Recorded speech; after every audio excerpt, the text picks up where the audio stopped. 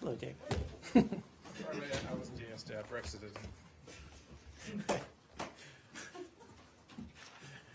All right, off to a good start. Welcome, everyone, to the State Department. Just like to begin by reiterating what I and we, the State Department, expressed last night in a statement, and that is simply that we are shocked and saddened by yesterday's attack on Istanbul's Ataturk Airport. The United States extends its deepest condolences to the families of the victims, as well as our hopes for a quick recovery for all those who were wounded in that vicious attack. We obviously remain in close touch with Turkish authorities and will remain so. Let there be no doubt that we stand in solidarity with our NATO ally, Turkey, in combating the common threat we face from terrorism. These kinds of vicious attacks only reinforce our determination to work with the government of Turkey to counter the scourge of terrorism and to support all those across the region who are working to promote peace and reconciliation. Now, just to update you, we're not aware at this time of any U.S. citizen deaths. We are aware of reports of U.S. citizens who were near the attack location, but there are no reports of U.S. citizens who were seriously injured. Immediately following the attack, I can say that the U.S. consulate in Istanbul issued an emergency message informing U.S. citizens of the attack and urging them to avoid the area around the airport. U.S. citizens should continue to check with local media and obviously with the social media sites and the website of the U.S. consulate for the latest updates. I did want to mention, as many of you, or all of you, I hope know, the Secretary is in Ottawa today accompanying President Obama at the North American Leaders Summit, where he joined the President in meetings with Prime Minister Trudeau of Canada, as well as President Peña Nieto of Mexico. The leaders discussed their vision for a more integrated North America that provides a prosperous and secure future for the citizens of all three countries and promotes North American leadership on global and regional challenges. They did discuss concrete initiatives to promote peace, security, development, to enhance our competitiveness and the global economy, and to expand opportunities for our citizens. And they also announced an historic North American climate, clean energy, and environment partnership that better harmonizes our country's climate and energy strategies. With that, over to you. We start with Istanbul. Of course. Given what happened and the series of attacks now in Turkey this year, are you advising Americans to put off travel or reconsider any plans they might have to visit Turkey? Sure. We saw yesterday, actually, partly coincidentally, that we did reissue our travel warning, an updated travel warning, if you will. That was done in this case. Frankly, it was an update of an existing travel warning when a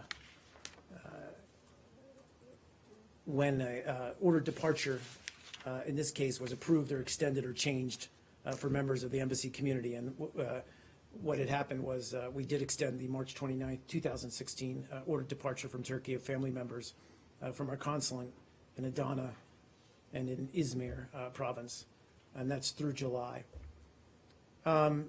But this is, yes, no, I understand that. I'm just saying, I'm sorry, I'm speaking to why the travel warning was extended and reissued yesterday. But look, I mean, sorry. Today or Monday night? Monday night, you're right. But broadly speaking, and more in response to your question, we did note in this travel warning increased threats from terrorist groups to U.S. citizens, warning about the fact that extremists have targeted airports and transportation hubs throughout Europe, not just within Turkey, transportation systems, other vulnerable targets, if you will. And, you know, we have seen, obviously, a spate of ongoing terrorist incidents, terrorist attacks in Turkey. But again, we're not saying Americans should not travel to Turkey. In any such instance, whether it was Brussels, whether it was Paris after the terrorist attacks there, we're simply reminding Americans, as if they need reminding, but certainly trying to remind them to be up to date on the current information, to bring with them their street smarts, if I could put it that way, and to just be situationally aware when they're on the ground and to be aware of these threats. You're not, oh, hold on, just a couple. Of course, of course. You're Yes, sir. not saying Yes. yet that this is an Islamic State attack, is that right? Nobody has confirmed that yet. So you don't have information to believe that the Islamic State was responsible for this attack? Again, I cannot confirm that. People have spoken to it, but what I'm going to say is let's let the Turkish investigation play itself out and until we say who's responsible. And then I just wanted to ask, we heard the secretary speak from Aspen on course, yeah. the attack. There seems to be some dissonance between what hear me out first. Sure. From what he said about this shows the increased desperation of ISIS and what, for example, Mr. Brennan said on the Hill last week about there's been no reduction in the ISIS threat or their global reach to commit terrorism. So I just wanted to get your, what exactly does the secretary mean when these terrorist attacks happen, and he's saying that shows how they're getting weaker or more desperate? Well, again, I'm reluctant always to parse the secretary's words, but in this case, I think what he's clearly indicating, and we've spoken to this, John and myself have spoken to this before, is as you increase pressure, as they lose territory and are under increased pressure on the battlefield in Iraq, in Syria, and we've seen that. They've lost territory. They're under increasing pressure. They've lost key footholds in Fallujah and elsewhere.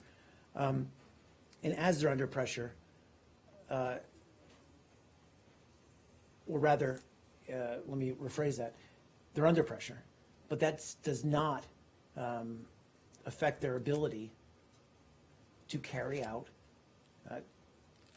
terrorist attacks, either in Europe or elsewhere in the world, in Turkey especially, but we've also seen it in Baghdad, and we've seen it in Iraq.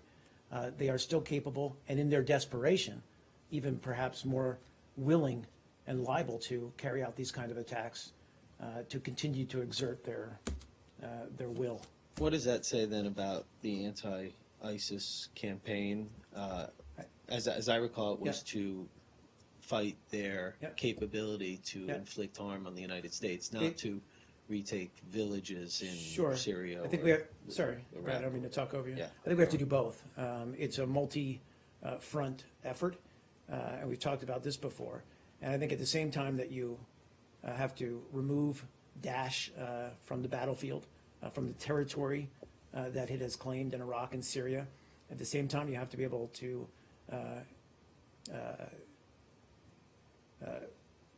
stop their ability to recruit, as well as stop their ability to create terrorist networks elsewhere.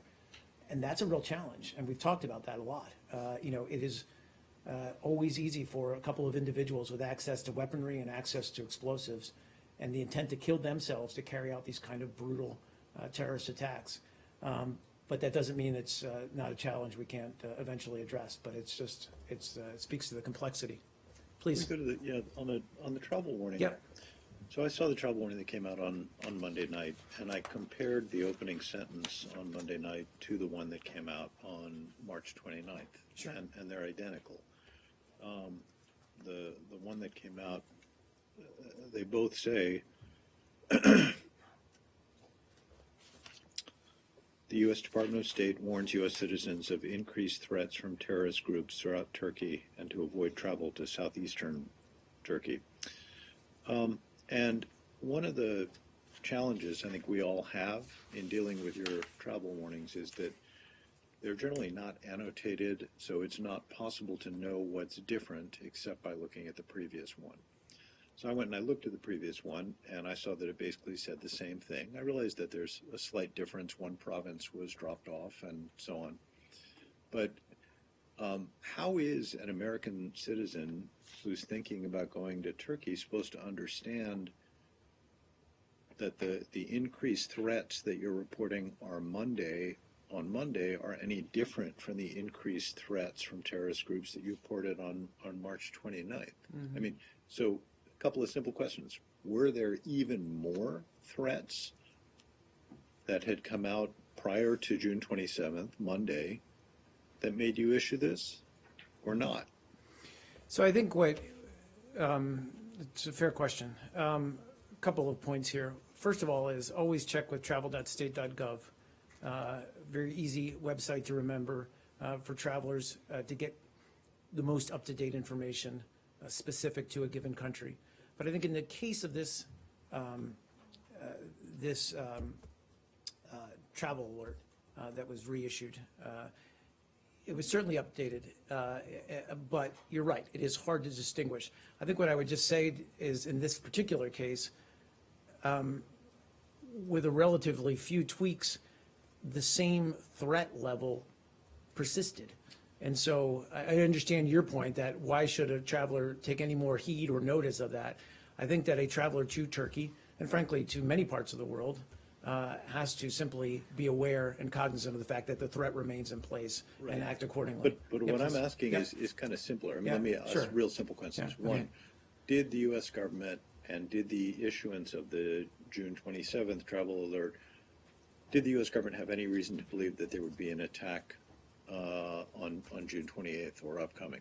No, and that was the second part of my answer, that if we had, and I realize there's a range of quote unquote products that we put out on behalf of or for the American traveler. A travel warning is a travel warning. If we had information, credible information about an imminent threat or a developing situation, even if it wasn't a terrorist attack, but any, a natural disaster looming, what we'd use is an emergency message. And that is reserved, as I said, for imminent events or threats that may require immediate action on behalf of U.S. citizens. That could be violent demonstrations, that could be, as I said, civil disturbances, natural disasters. And we did, after the attack, issue an emergency message immediately once we had But my question is even simpler. It's like, did you have any No. reason to expect My an understanding imminent is- threat sorry. in Turkey on Monday? So, okay, and my answer is, and I'm sorry I haven't been clear on this, we did not have, as I said, kind of imminent or actionable intelligence. Got it. Okay, so then second question, and again, I think it's a simple Yeah. question. You state on March 29th that there's increased threats of attacks by terrorist groups in Turkey, and you state exactly the same thing. There's increased threats of terrorist actions by attacks by terrorist groups on June 27th. Were there more threats on June 27th than there had been, or was the threat level any higher? Was there any increase in the number of threats on June 27th than there had been in March? So my answer to that is, we're not, I'm not going to discuss necessarily specific details of the threat information we have, except, as I said, in the case of when we had actionable intelligence that a given site was going to be targeted.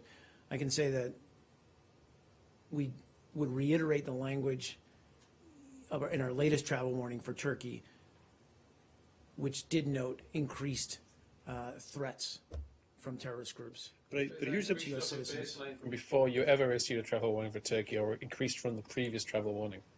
Where does the My increase take understanding is place? that it was increased from the previous travel increase warning. from the previous travel Yes. warning. Okay, so that's helpful because that at least helps Yeah. helps us understand Yeah. a little better. And Yeah. is there no way of another thing? I mean, you look at the March travel warning, and it notes the ordered departure. Right. There's no timeline on that ordered departure in that travel warning, unless I'm mistaken. It just says you ordered departure, and normally you order departure, and they're ordered gone until you rescind that, right?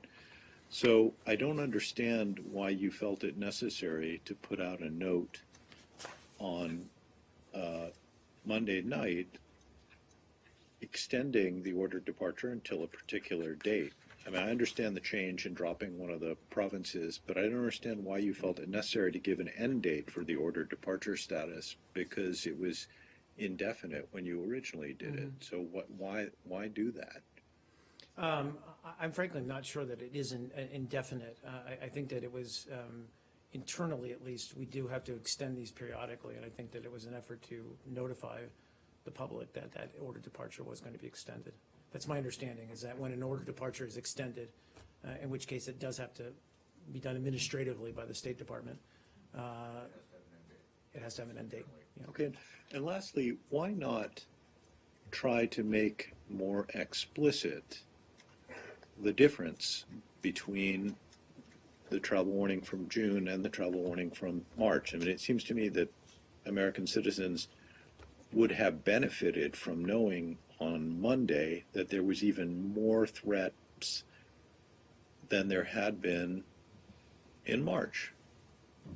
I mean, why not make that clear? You know, we're issuing this because there's even more threats out there than there were in our last one, which was issued on what, you know, that just seems to me you have more, you're giving the citizenry more information. Why not do that rather than forcing all of us to do this Talmudic reading of the last one and the current one, and then not actually understanding till 48 hours later what the, you know, what the difference is? Well, again, I don't want to draw necessarily a link between the issuance of this travel warning and yesterday's tragic attack at Ataturk Airport. I think this vehicle, which is the travel warning, is simply a way to periodically update the American public on where we stand, how we assess the security of a given country. And it can be for a lot of reasons, not just terrorism, although that's probably the reason we talk about most. And I think in that respect, it does that. If we have, as I said, imminent or information about an imminent attack or threat, that's a different way, or a different vehicle that we'll use to notify the public of that. But it's just kind of a practical question. Yeah. Maybe there's an answer, but I don't understand why you wouldn't give people more information if Yeah. you have it. And you said it's your understanding that there was more threat information as of, you know, or more Yeah, and I'll threats. double check on that. If there was, because, Should Americans know that? of course, and that's why this vehicle exists. But I want to double check whether there was, I knew I said that. I want to go back and double check on whether that's the fact that there was, between the last one and this current one, that there was more threat information that Yes. had actually spiked. Thank you. Just to make sure I understand that correctly. So Yeah. I'll get back to you on that. Thanks. Please. Clarification about this. The emergency message to warn of an imminent threat, you said, for violent demonstrations in natural disasters and so on. Has Correct. that been used before to warn of a terrorist attack? Yes, I can come up with, I can get you specific examples, but yes, it How has. common is that it would be used with? Well, I mean, it's obviously not that common because it's rare that we have actionable, intelligence of an imminent terrorist attack. But in that case, there's precedent for this, and You did in South Africa a few weeks ago. I think you're right. Yeah, I think that's correct. But I can double check on that. We can get you. Mark, you said a few minutes Yes, ago Rose. that the Turks are investigating and that no one's been able to determine who is responsible, but everyone keeps suggesting that this has the hallmarks of an ISIL attack. Is that the working assumption of the U.S. government? Are they ruling out the PKK or other groups that might have some grievance against the Turkish government? It's a fair question that I'm hesitant to answer because it looks like I'm leaning one way or the other, and I'm very hesitant to speak authoritatively about who we think is behind this. But I think in any kind of assessment like this, the experts, the folks who really follow this stuff and look at these investigations or look at these attacks and are able to recognize the hallmarks or the tendencies of certain groups versus other groups and how they carry out their attacks, it's, there are assumptions that are made. But I think we just have to let we've also seen in the wake of these kinds of events, it go the other way. So I think we're just being cautious. And we're also being respectful and mindful of the fact that this was an attack on Turkish citizens or Turkish people in Turkey, and really it's their investigation. And keeping in mind that it does appear that many of those who were killed were Turkish, have there been any gentle reminders, if I can use the expression, to the Turkish government that if it turns out that this wasn't ISIL, that this was the work of Kurdish separatists, as an example, that the government won't use the attack yesterday as a pretext for cracking down on civil liberties? So, first off, I don't think we've seen any actions on the government to indicate that it's going in that direction. I'm very hesitant to respond to that question or to caution the Turkish government, which is in the immediate aftermath of a terrorist attack, obviously dealing with recovery, dealing with security of its citizens, and by all accounts, doing a pretty good job in the immediate aftermath. Let's let the investigation play itself out. I think that's what the Turkish authorities are doing, and we'll see. Please, in the back. Yeah, you had the question yesterday, and I didn't get to you. I apologize. Thank you very much. The conventional wisdom has been that one of the problems that the U.S. has had in fighting Daesh in the area has been that Turkey has seen the Kurds as a bigger problem than Daesh. Do you think that perhaps one positive thing that could come out of this tragedy is that Turkey might take more seriously the threat from Daesh and see the Kurds as a lesser, it reverses its priority so that Daesh is the #1 threat and the Kurds are a lesser issue for Ankara? So, a couple of thoughts on that. First of all is, you are right, and we've talked on numerous occasions in this room about Turkey's real concerns about Kurdish forces operating in northern Syria, and frankly our support for those Kurdish forces, who are frankly very capable forces fighting to remove Daesh from its foothold in northern Syria. And we've been very frank in recognizing Turkey's concerns and in talking to Turkey about those concerns. So I don't want to diminish or downplay those concerns. And we've also been very clear that we view the PKK as a foreign terrorist organization.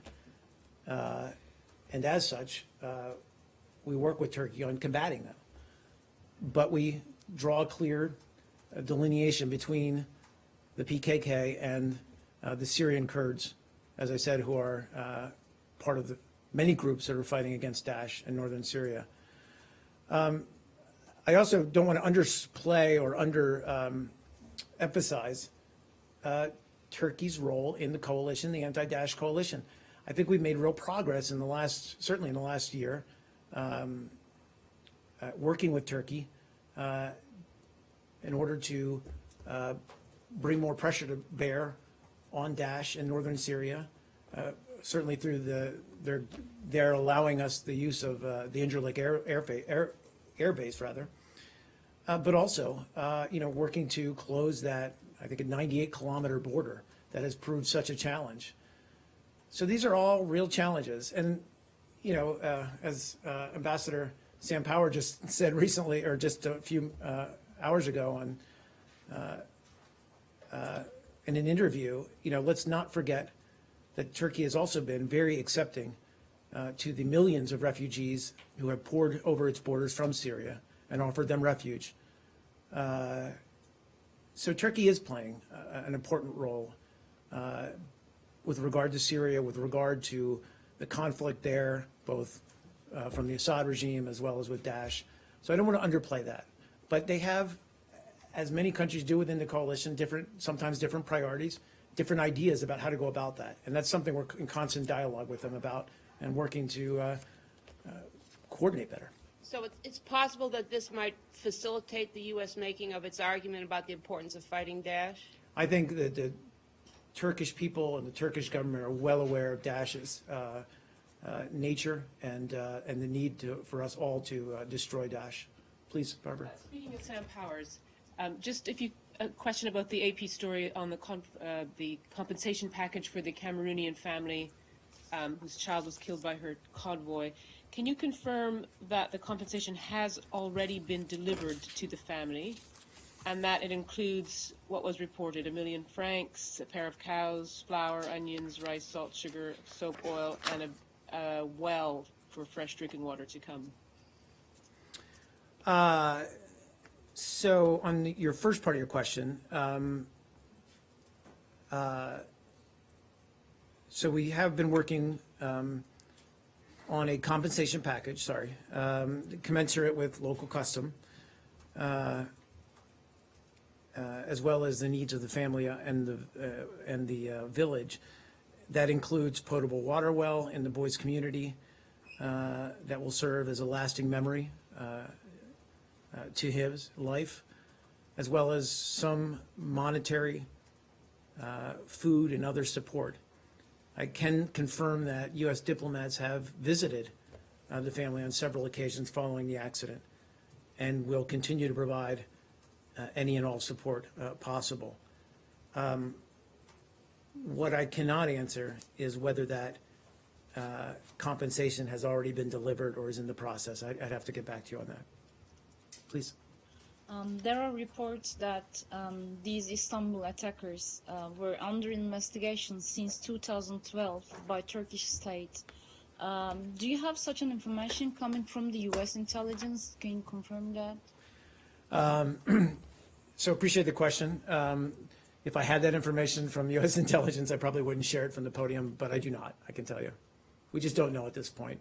And it's often the way in these, there's lots of, and I understand, and this is not casting no aspersions on cable news, but they get a lot of experts who are outside the government who can express their opinions on who might be behind such an attack. We have to be more measured and more cautious about what we say about who's behind this attack. And that's why I'm saying let's let the investigation play itself out. So did you send an alert? I mean, did you warn Turkish officials against such an attack before that? Yeah, and we talked about this just a few minutes ago, in case you missed it. But no, we did reissue a travel warning the other day, but that was not indicative of an imminent threat or an imminent attack. Had we had that information, of course we would have shared it with Turkish authorities. But we didn't. I'm not talking about the travel warning. I'm talking about an official warning to the Turkish officials. I mean, no, I mean we have. I mean, look, we have intelligence sharing as a NATO ally and partner with Turkey all the time. I'm certainly not aware that we had any specific threat information, and had we of course would have shared it with Turkey. Please. Sure, I'll get to you in a second. As far as terrorism is concerned, it's not only U.S. problem, or it's a global problem, including, of course, the problems in India. My question is here now. Again, we are on the same brink as in the past, that little smaller terrorism is still going on in the Indian states, in India now. Of course. And openly, again, Hafiz Saeed is saying that we will go after our enemies, which is India and US, and he said that we are supporting all these terrorism and terrorists in India, and we will continue to destroy India until we have our presence there fully. Who's this saying this? I apologize. Hafiz Saeed from the Pakistani soil once again, which he had been doing in the past. And these are recent, as far as yesterday said, last week reports. And he openly, freely, he's giving all these full and free messages of hate and against India. Sure. I mean, look, we obviously work closely with India on counterterrorism efforts in the region, as we do with Pakistan. And we've been very clear publicly and privately about our concerns about Pakistan's efforts to combat terrorism in the region and the need for it to do so. But we need to work effectively with all the countries in the region in order to increase our ability to combat terrorism and to bring stability to the region. And we certainly recognize that India has felt the scourge of terrorism on several occasions, and our condolences and go out to the Indian people who were killed or injured in those terrorist incidents. And we continue to work with India on more effective counterterrorism efforts. Finally, you meet so many Indian and Pakistani officials in India and also in Pakistan and also here at the State Department in U.S. when they visit and back and forth visits. Do you, of course, you talk about these problems, but what answer do you get from these officials, and what is the solution that Well, these activities stop in the future? I think I'm not going to disclose what we discussed with them. Look, I think part of the solution is more effective coordination, and we've talked about this on many occasions. Pakistan and India, the United States, Afghanistan, all those countries have to work more closely together. Many of these terrorist groups operate within that environment, and all of the governments in the region have to be diligent about taking the fight to these terrorist groups that may, as you said, use safe haven in one country to carry out attacks on another country. That's part of effectively cordoning off and really choking off these terrorist groups, and we all need to do a better job at it. Only the innocent people are the Yeah. victims in both countries. I'm sorry, I missed that. Only the innocent people are victims Exactly. of these Thank you. terrorists in both countries. Let me get our shot, and then I'll go to you, and then I'll go to you. I apologize. Just a real quick one. As I think you should be aware, both Amnesty International and Human Rights Watch and other have, well, let me put it this way. There is a move afoot by some human rights groups to get the United Nations to drop Saudi Arabia from the UN Human Rights Council. In particular, and I believe it's Human Rights Watch, has alleged that the United States could be complicit for providing targeting information to the Saudis in Yemen if the Saudis are found to have committed war crimes or crimes of war. Do you have any comments on this effort to drop Saudi Arabia, whether you think they should be dropped or not? And do you have any comment on potential U.S. complicity for targeting information? So we have seen those reports, or we're aware, frankly, of this effort to remove Saudi Arabia from the UN Human Rights Council. As a permanent member of the UN Security Council, the United States is obviously resolute in its commitment to strengthen the protection of children through the framework that was created by the Council. And as we've said repeatedly before, we remain concerned about the effects of the conflict in Yemen on the civilians there, and especially on children. And we have worked long and hard to get a peace process up and running.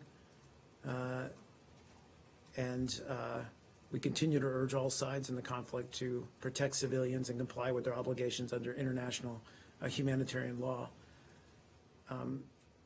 Specifically, because we only have observer status on the Human Rights Council, I'd refer you to the UN for more details, and we don't have a vote.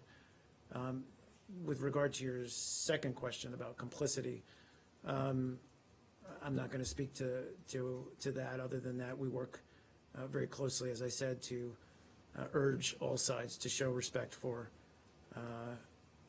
civilians and to certainly not target civilians, but indeed to protect civilians and comply with international humanitarian law. Even though you're an observer at the current time and not Yep. a member, do you think it's a good idea to boot Saudi Arabia from that august body? Again, I don't want to weigh in on a process that, again, we're just an observer to, except to say that, we want the Human Rights Council to remain an effective body,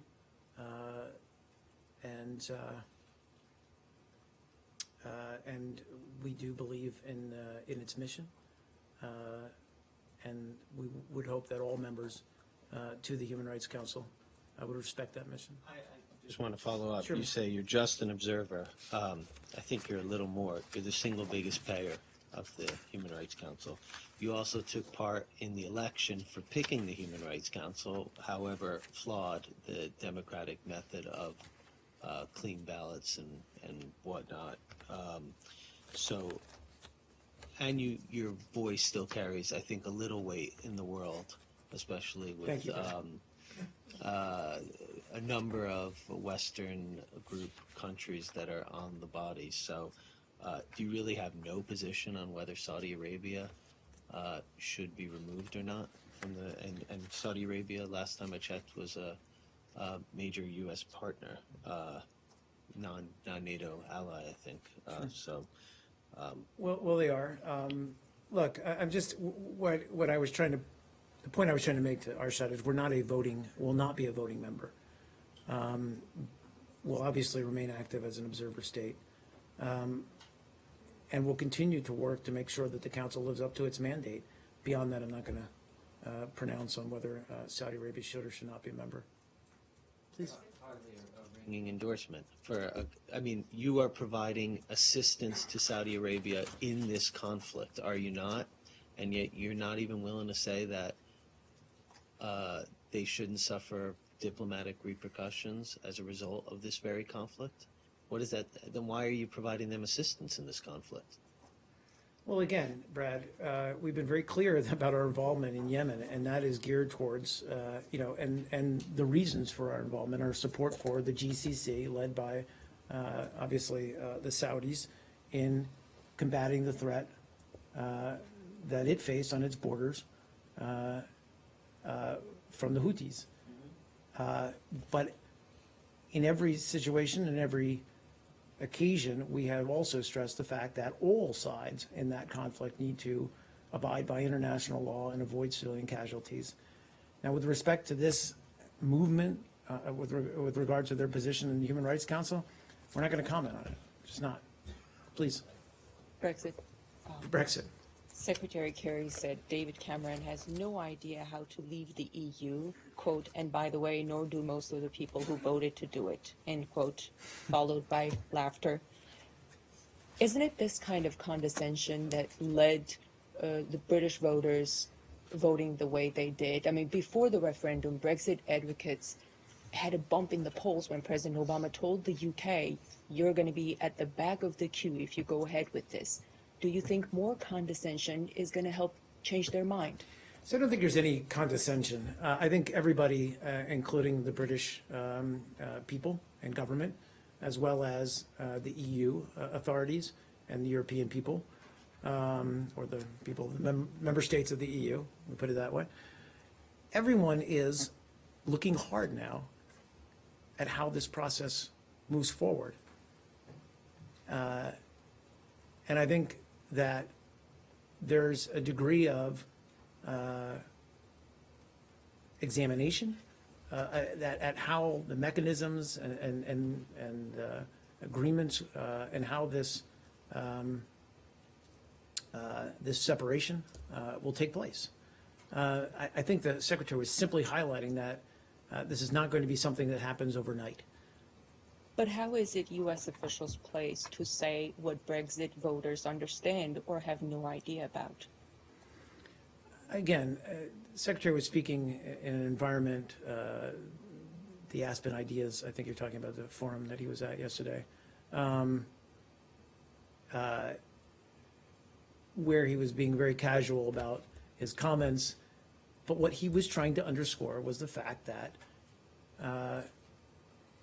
that this is a complicated process and that we need to move forward, not we, but the UK and the EU need to move forward slowly and deliberatively as they tackle it. Look, this is uncharted territory in a sense. And so there are laws and processes that exist, but I think as they move forward with this, it's going to take some time. But also just to underscore, this is not the U.S. trying to inflict its viewpoint or in any way kind of shape this process. I think what we're trying to show in the immediate aftermath of last week's vote is our strong partnership, continued partnership with the EU, and then as well as that, our strong bilateral relationship with the UK. And the fact that no matter what happens with Brexit, those relationships will continue and abide.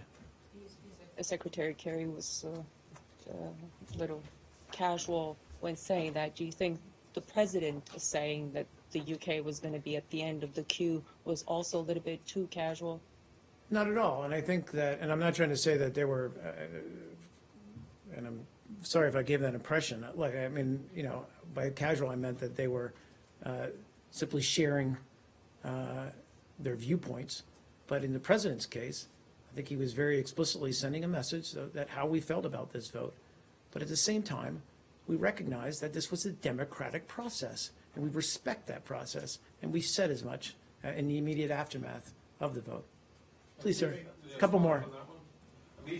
Fraser, my colleague, found condescending.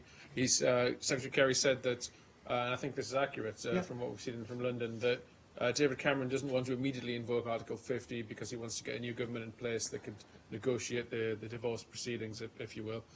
There are people in Brussels, however, and in other European capitals who'd like to get a move on with this as quickly as possible, thinking a clean break would bring more stability and reassurance to the markets and to other countries. Obviously, that's a debate to be had. Does the United States have a view? Obviously, not a determining view, but do you lean on one side of that argument or the other? I just think that, and the Secretary spoke about this, frankly, very eloquently, I think, in his press avail with Foreign Minister Hammond the other day, and that is what I think is most important is that these discussions on the process and how this looks and how it works is done in a way that's, as I said, calm, measured, deliberative, moving forward. But frankly, this is for the EU and the UK to work out between themselves. In terms of the U.S., what sort of preparations is the State Department making to protect U.S. interests in the European Union if Britain's not going to be part of a close ally? Is there sort of a diplomatic surge surrounding Germany, which is sort of the next closest ally? Well, yeah, I mean, it's a fair question to an extent, but I would just only simply respond by saying that, you know, I mean, Foreign Minister Steinmeier is one of Secretary Kerry's closest confidants and friends and partners. You know, the U.S.-German partnership, although it's been tested in recent years, is as strong as ever. And let's also be clear that even if Britain does exit the European Union, it still remains one of the most capable members of NATO. So on the security front, that connection remains. So I think, you know, I don't want to overemphasize or overblow the impact of Brexit. I simply think it's worth noting that our relationship with both England, the UK rather, and the EU are going to remain strong and vital. And as much as we can, but I don't think it is necessarily needed, but as much as we can be a conduit between the two, that's also important. Is there any way that the department is looking to compensate for the loss of having such a strong ally in the world's largest trading bloc? How so? Well, just the argument that the President Obama and others made for the UK remaining in was, in many ways, talking about how important it is to have an important ally, also echoing sort of U.S. interests within the continent. Sure. So is there sort of an alternative or a sort of backup plan that the U.S. is working on to maintain its interests in the EU? No, again, because I think we still have strong relationships within the EU with member states. You know, the Secretary did say, I think the other day that, you know, he'll miss the UK voice at the table in the EU. And that's legitimate. But again, we respect this vote. We respect the decision of the British people. And we'll figure out a way moving forward to shore up our relations with our remaining partners within the EU, as well as make sure that the U.S.-British relationship remains as vital as it's always been. Follow up. Wait a second to follow up. Yeah, okay, sure. Why does it make sense to put Britain at the back of the queue for trade negotiations now that it's left Brexit? Why is that a good policy? Why does that make sense? Again, I don't want to get into, parsing the president's remarks before the Brexit vote. In the aftermath of the vote, I think we're looking at all aspects of this. And again, hesitating to speak on behalf of the president, I think he was simply saying that there are other existing ongoing priorities for us, including TTIP, for example, and TPP. And I think he was simply trying to reflect those priorities when he was talking about it. You want a strong Britain, correct? Of course, we want a strong You Britain, want a and we Britain want a with a strong healthy, with a trade healthy, relationship. with a Yes, healthy economy, of course. with enough tax revenues to be able to pay for spend 2% of GDP on security. Of course. So why would you do anything like neglect or favor other trade deals over one with Britain when that could hurt their economy and thereby hurt their, I mean, the United States is a huge market for British exports, so why would you put them at the back of the queue? Again, in the, as we move beyond the Brexit vote, we're looking at how to balance all of these different aspects. If this separation does happen. And one of the most important is obviously trade and the stability of the markets. And we're mindful of that. Of course we are. And we're also mindful of our strong trade relationship with the UK. But I'm not in a position at this time to say we're going to do X, Y, or Z, other than to say that we're going to continue to work closely with Britain. We continue to encourage a strong trade relationship with Britain. We're also, at the same time, going to pursue TTIP with the EU, because that is also an absolutely vital and significant trade relationship, the most important we have. Please. Yeah, the Secretary yesterday, when he was asked a question Yes. about the back of the queue comment and a bilateral deal with the British versus a multilateral deal with the, versus negotiating TTIP with the European course, Union, and he talked about how it just sort of stood to reason that if you've got a negotiation with 27 countries, potentially, assuming the Brits leave, and it's a bigger market, it makes sense to focus on that. And he said, quote, "I think given what has happened, the president is going to try to do both at the same time. He knows how to multitask." Couldn't have said it better myself. The way I understood that was that the president was likely to seek to negotiate both at the same time. Is that what he meant to say? So I think I'm just going to reiterate what I hopefully conveyed a few minutes ago, which is that we do have to be able to do both. We have to pursue what is already an in-process negotiation with the EU.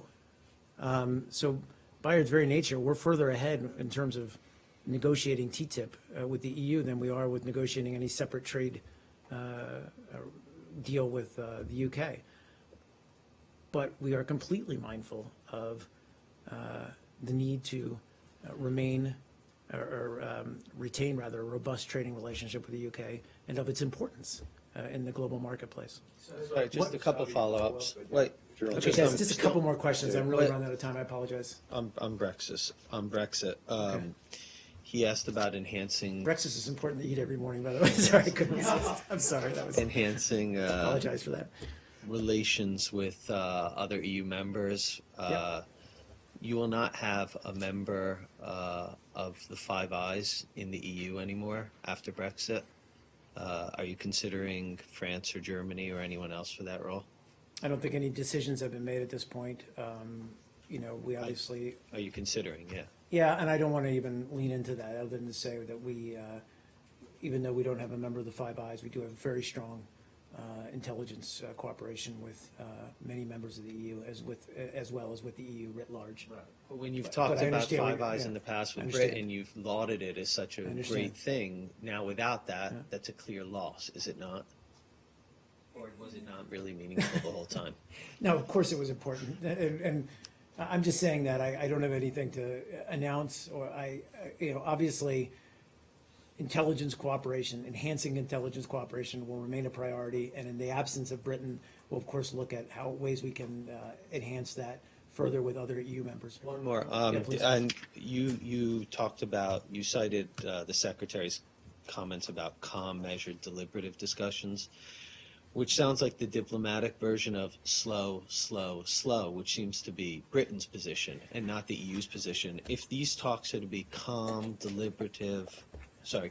measured, deliberative, how do you help the EU ensure that we don't have a slow, drawn-out process that leads to every one of its members asking for similar or other concessions Sure. and renegotiations? It's a fair question. And this is all, let me just emphasize and underscore, this is all for the EU to work out with Great Britain. These are all considerations. I think what's important, and what I was trying to convey, is not necessarily slow, slow, slow, but not done with an excess of haste. And all I'm saying by that is, and the Secretary spoke to this the other day, as I said, he put it far better than I could, but just not to do anything rashly. Why is it for the EU to work out with Great Britain? Once Britain leaves, isn't it for the EU to work out, not, if Britain Well, of course, leaves the but- EU, it's not for Britain to tell the EU Of course, how but to we're not even there negotiate yet. its I mean, own. we haven't even begun that process yet with Britain leaving the EU. We have not, Well, that process hasn't. so you're saying you can't even begin to think about Of course how you do it because the process hasn't started yet, which seems to me that that's not very helpful. No, Brad, all I'm simply saying, and I'm sorry if I'm not able to convey this well, but I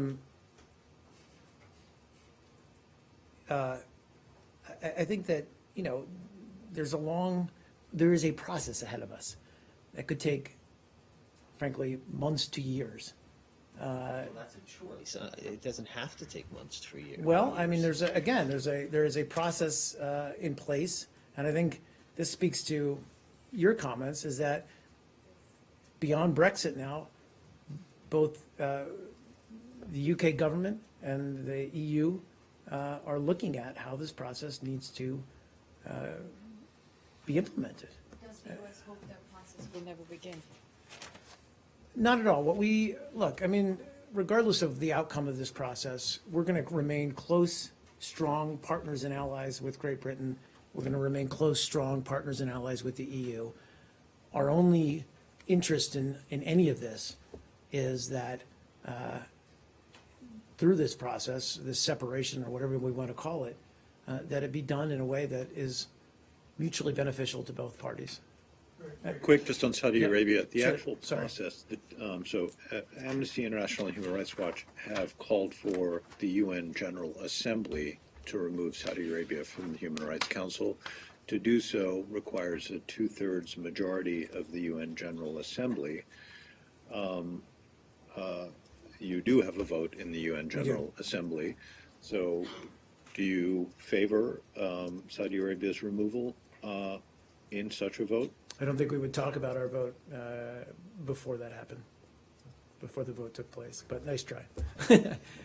One last question, I See how apologize. much you get off it for. On the global engagement Matter that I asked about yesterday. You has did it- ask me about that, Has and it expanded over the past year, and also will the center's mission expand beyond combating terrorism? I know you asked me about that. Somewhere in this big book in front of me, I have it. I just can't find it. I apologize for that. I apologize. We'll all take a bit away. Let me give one last shot here and look where it might be. If I can't find it. Yeah. You know what, we probably could do that. Okay, great. Thanks, guys.